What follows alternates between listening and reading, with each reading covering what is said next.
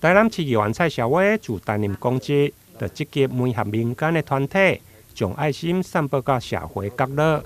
台南市徐一家拉面店的头家林正峰，年轻创业，抱着回馈社会的心。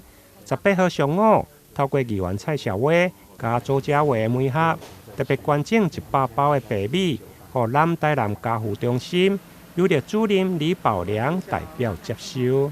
非常感谢我们大同路徐一家拉面的林老板哦，这已经是迈入第4年度。我们在岁末年终之际那透过林老板的这个抛砖引玉，那今天来捐赠白米给我们南台南家扶中心。那也希望说将这样的爱心在过年之前呢，送温暖到每一个家庭。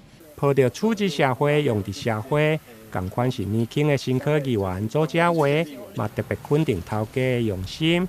希望借此会用抛砖引玉，互更多社会善心人士共同响应。